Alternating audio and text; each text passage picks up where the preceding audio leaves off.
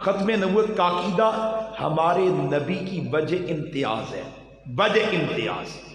سارے نبیوں میں حضور ممتاز ہوئے ختم نبوت کے عقیدے کی وجہ سے، ساری امتوں میں امت ممتاز ہوئی خاتم النبیین کی نسبت کی وجہ سے، اور اللہ کی قسم ساری امت میں سے وہ امتی ممتاز ہو جاتا ہے جسے اللہ سرکار کی عزت، سرکار کی ذات، سرکار کی ختم نبوت کی چوکی داری کی توفیق عطا کر دیتے ہیں، وہ امتی ممتاز ہو جاتا ہے۔ آپ دور رسالت میں جائیں، مکہ میں کھڑے ہو جائیں تو آپ کو صحابہ بتائیں گے کہ ہمارا انتخاب محمد رسول اللہ سے وفاداری کی وجہ سے ہوا ہے، اور اس وفاداری کی وجہ سے ہم صحابہ میں ممتاز۔ وہ صحابی بتائے گا کہ میں صحابہ میں ممتاز ہوا نبی کی عزت کے دفاع کی وجہ سے، نبی کی ذات کی حفاظت کی وجہ سے، نبی کی ختم نبوت پر پہرے کی وجہ سے۔ سیدنا صدیق اکبر کو دیکھے، اکیلے ہیں، مقابلے میں پورا مکہ والے ہیں، سیدنا صدیق اکبر حضور پر پہرا دیتے ہیں اور ممتاز ہو جاتے ہیں۔ حضرت زید پہلے شہید اسلام حضرت زید ہیں، سیدہ خدیجہ کے بیٹے ہیں، نبی پر جب مکہ میں حملہ ہوا زید رکاوٹ بن گئے، سیدہ خدیجہ کے بیٹے رکاوٹ بن گئے اور مکہ والوں کے مقابلے میں آئے، شہید ہو گئے، صحابہ میں ممتاز ہوئے۔ آپ مکہ کے حالات کو لے، آپ کو وہ صحابی ممتاز نظر آئے گا جس صحابی نے عزت رسول پر پہرا دیا، وہ صحابی ممتاز نظر آئے گا جس صحابی نے ذات پیغمبر کی حفاظت کی ہے۔ آپ مدینہ آ جائیں، مدینہ ہجرت کے بعد جو پہلا مارکا ہوا اس کا نام کیا ہے؟ پہلی جنگ کا نام کیا ہے؟ جنگ بدر۔ جنگ بدر، صحابہ اور بھی موجود تھے لیکن جو بدر والوں کی شان ہے وہ کسی اور کے حصے میں، اس وقت صحابہ اور بھی تھے لیکن جو بدر میں آئے وہ سارے صحابہ میں ممتاز ہوئے۔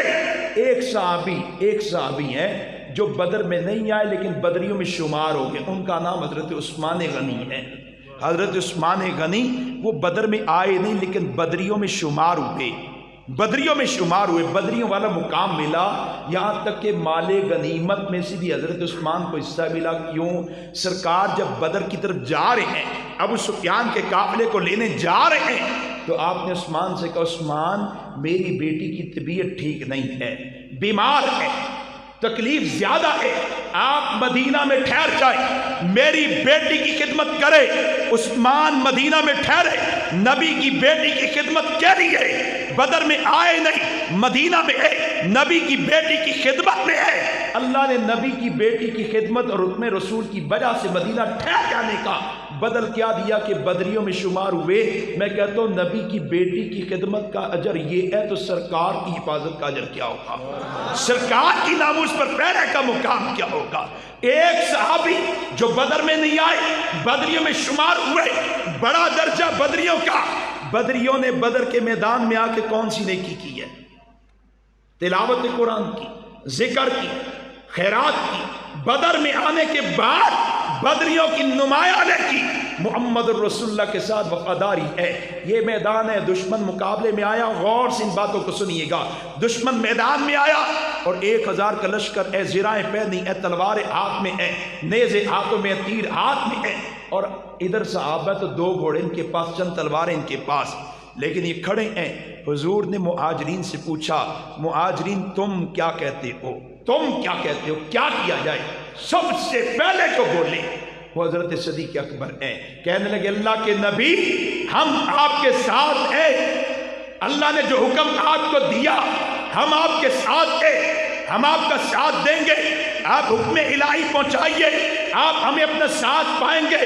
دوسرا جو بولا اس کا نام عمر فاروق ہے، انہوں نے بھی کہا اللہ کے نبی عمر بھی آپ کے ساتھ ہے، ہم آپ کا ساتھ دیں گے، آپ کے دشمن کے مقابلے میں ہم آئیں گے۔ جنہوں نے بدر کے میدان میں سب سے پہلے نبی کے ساتھ دینے کا اعلان کیا अल्लाह ने आज तक उनको नबी के साथ रखा हुआ है कि ये वफादार है, पहले पहले आए हैं। और पहले पहल कर दोनों में पहल करने वाले सिद्दीक, अल्लाह ने हुजूर की कुर्बत सिद्दीक को पहले दी, फिर उमर, तो अल्लाह ने उमर को हुजूर की कुर्बत उसके बाद दी। जिन्होंने, खुदा की कसम मौजू लंबा हो जाता वरना मैं छेड़ देता, तो जिन्होंने भी सरकार के साथ वफादारी की है अल्लाह ने उनको नवाजा है।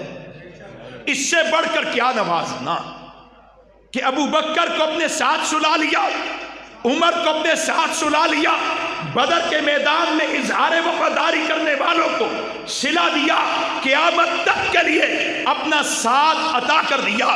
यही मैदान आपने अंसार की तरफ देखा तो हजरत साद ने कहा अल्लाह के नबी आप हमारा इरादा पूछते हैं तो सुन लीजिए, हमने आसमान वाले रब को नहीं देखा, आपने फरमा दिया मान लिया। हमने फरिश्तों को उतरते नहीं देखा, आपने फरमा दिया मान लिया। रब्बे काबा की कसम, हुक्म कीजिए अपनी सवारियों को समंदरों में डाल देंगे, हुक्म कीजिए अपनी सवारियों को पहाड़ों के साथ टकरा देंगे।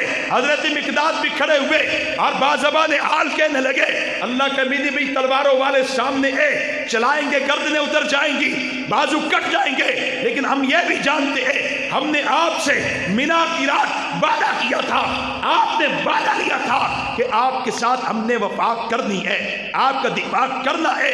अब हम आपको कौम मूसा का जवाब नहीं देंगे, हम नहीं कहेंगे आप और आप तरफ जाके लड़े, हम तो आपके दाएं से बाएं से आगे से पीछे से लड़ेंगे, अपनी औरतें बेवा करवा जाएंगे, बच्चा यतीम छोड़ जाएंगे, लेकिन आपके साथ बेवफाई नहीं करेंगे।